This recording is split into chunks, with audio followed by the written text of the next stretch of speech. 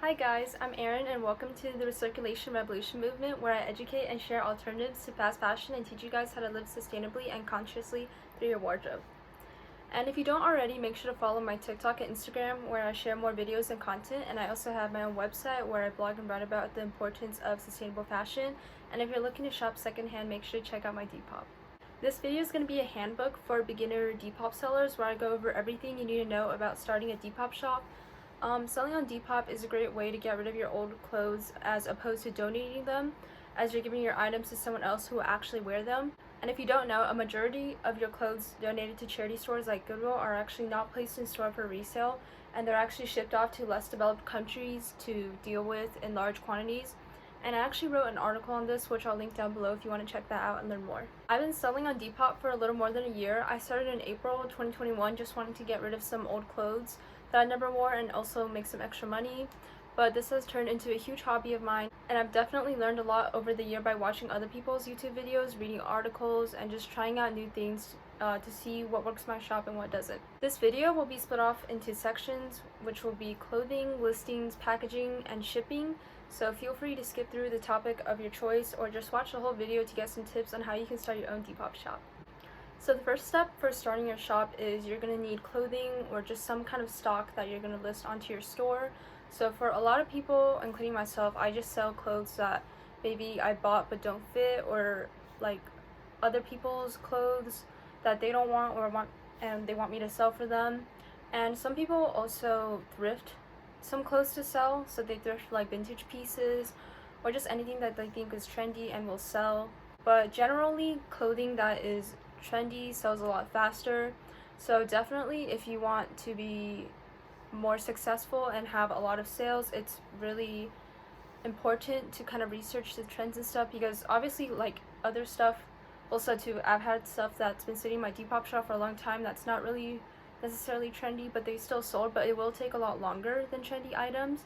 So if you're looking to sell things really fast, you have to keep that in mind. The next step is taking pictures of your items and listing it.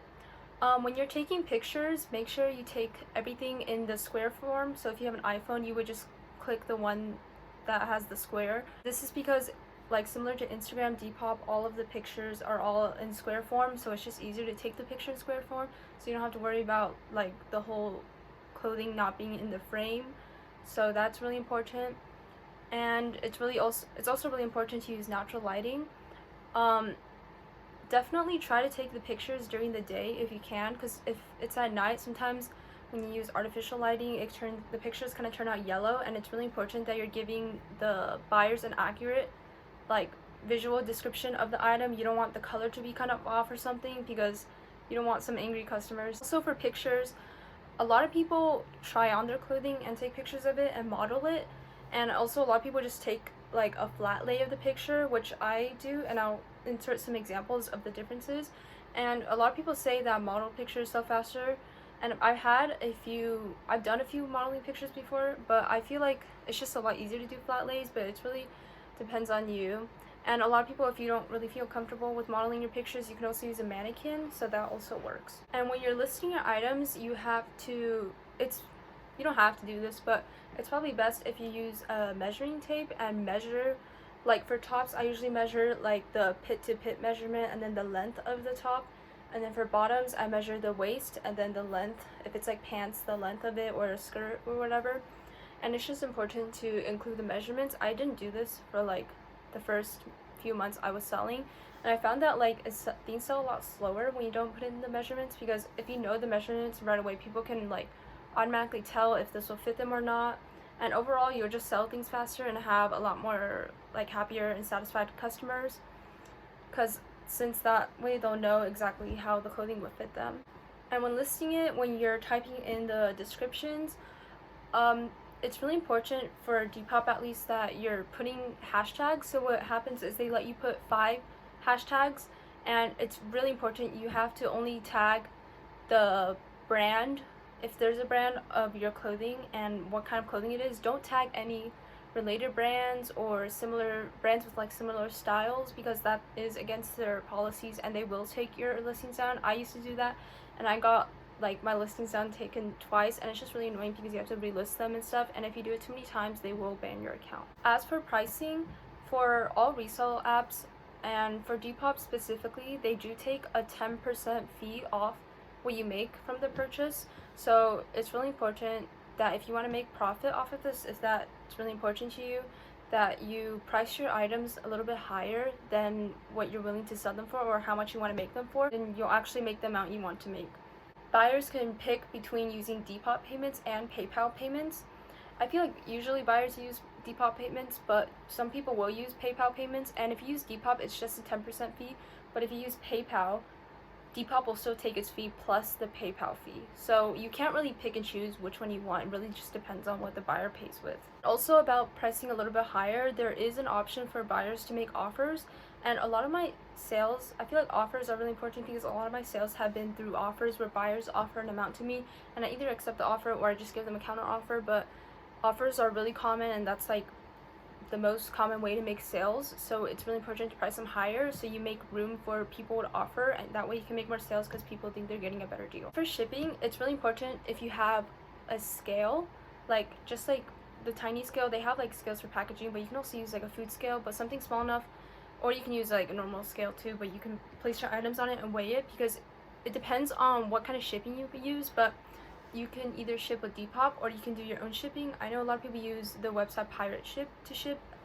and I know it's cheaper, but like I don't really like it because you have to put in the shipping costs on Depop first, and sometimes you'll underestimate or overestimate. So I personally just like using Depop shipping, even though it can be a little more expensive, and I always have my buyers pay for the shipping, and I don't do free shipping. You can do free shipping, but I don't like doing that because sometimes if the item is really low in price, the shipping will be more expensive than the item, and then you'll end up paying money and you won't earn any money.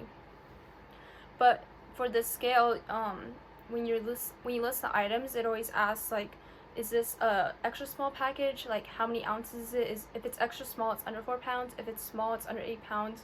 If it's medium, it's under a pound, and then there's larger ones for under 2 pounds and under 10 pounds, and those are more expensive, but I always have the buyer pay for them. But it's really important that you measure and the weight of the item accurately, because if you get a label, like say the label is 8 ounces and your item is 10 ounces, and the post office doesn't always check, but sometimes they do, but if they notice that your package is overweight, sometimes they'll deliver it for you, but Depop will send you a warning. But also sometimes you might get your package sent back to you and then you'll have to buy a new label, which is really inconvenient. So it's just really important that you're getting the exact measurements right.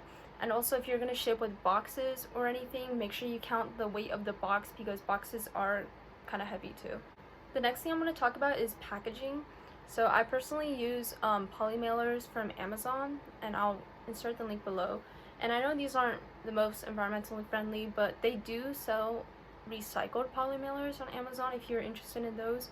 But I used to use the orange like flat envelopes that you use for like documents, and those work too, but I feel like if you're selling clothes specifically, they don't fit the clothes. It doesn't work as well because sometimes the clothes are like softer, so it's easier if you use a poly mailer. That way the mailer will mold into the shape of your clothing.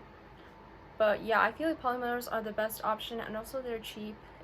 And you can also use bubble mailers if you're shipping more fragile items. Some materials that you need for shipping are packaging tapes.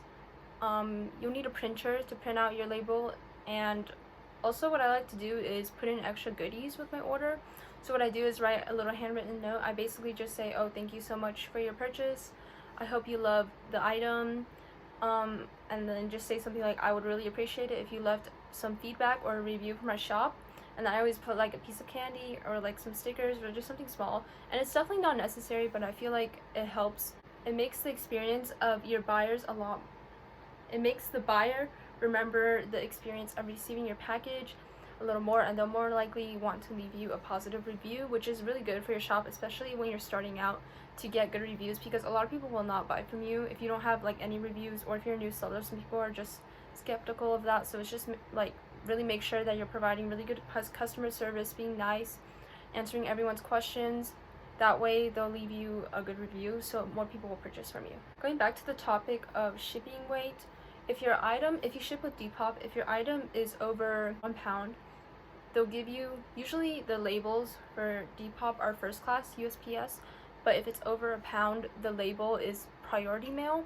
So if your package is priority mail, if you do sell heavier things or if you sell multiple things and they give you a priority mail label, what you can do is, if you don't have boxes or if your items don't fit in polymails or anything, you can actually go to your post office and they have like shelves full of priority mail packages like this, but they're free as long as you have a priority mail label. So that if the buyer buys a priority mail label, you can always use those if you don't want to spend money on packages because it's free. Last thing I'm going to talk about is shipping. I feel like shipping could be the most confusing part about Depop, and I feel like some people don't really want to go into reselling because they think shipping is actually really hard to figure out and stuff, but I think it's hard to figure out at first, but once you get the hang of it, it's actually like not a big deal at all. If you've never sold anything before, basically when you package your item up, all you have to do is go to the post office, and some of them have like drive-throughs in the front of the post office. It's like a little blue box, and if your package is small enough, you can put it through there, but otherwise you'll have to park and then go down into the post office, and they have a chute where you open it and then you put your package in and then you push it back in so it goes down. So that's how you ship out the package, and then that way the people that work there can scan it and update the tracking for your buyer to keep track of their package. But if you can't do that, especially if you're younger than 18 and you don't have a license or anything, you can either ask your parents to do that if it's convenient for them, or I know you can also schedule package pickup, and if you request a certain time, I believe it costs money, but if you just request them to come whenever they come to pick up packages, drop off packages around their normal time, I think it's free. But if you're trying to build up a good shop reputation, I think it's really important to ship out your items in a timely manner, and I know that's not possible for everyone, but I think it's really helpful because buyers are more likely to trust you, like, oh, they ship so fast, like, I'm gonna get my item soon, I trust them because they have all these good reviews and everything. So I think it is a benefit if you can go to the post office more often and try to get your packages out as soon as possible. And with my own experience on selling on Depop for a year, I feel like I've definitely learned so much. And you may think like, oh, it's just like reselling, anyone can do this stuff. Like, no, definitely not. It shows you how to run a business and how to deal with customers and relations, dealing with money and finances, organizing stock, marketing and presentation, photography, and creative editing. It literally goes through every single topic, and I feel like it's so versatile, and you can get a lot of skills out of doing it for a while. And while you do make money on the side, I feel like that's not really the main goal you can get out of this. And I just feel like running a business is super rewarding because, like, say you have like all these items you need to sell, and then like every day people buy stuff and you see like, oh, I have less and less items. Like, it is really rewarding, and it really feels like your hard work is really paying off. And I get like you can do that through a normal job too, but I feel like being self-employed is really nice because you have your own time to work on things. And if you like, reselling definitely isn't for everyone. Running a business can be really tough too. It is a 24/7 job. There's no I'm done for the day, like I'm gonna go sleep now. Like, it's not like that. You will get people messaging you 24/7 asking for measurements, like, oh, can you lower the price, can you try this on. People will be messaging you all day, and like sometimes it can seem annoying, but like that's how you make sales. If you answer them fast, they're more likely to buy. So it's really not for everyone, which I understand, but I do think it's a great learning experience for teens. And just if you really want to get started on something, if you like, you can also write this on your college application if you're applying for like an internship or something like that. I feel like it's really a good learning experience, and it's also a good way to clear closet space in a sustainable manner.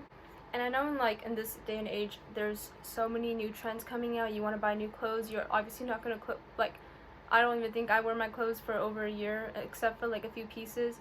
And like, trends are moving so fast, you won't like the things that you bought like years ago, and it's just so much better than donating your clothes. And the money that you earn from selling these clothes, you can always invest into new clothing, and if once that clothing doesn't work out, you can always resell it. So I just feel like it's forever recirculating, and it is a better option, a sustainable wardrobe, as opposed to just buying new stuff, and then donating it. So I feel like it's just not ideal for people to have like an extremely sustainable wardrobe, just like a capsule wardrobe, like pieces that you wear like every single week. Like, that is not ideal.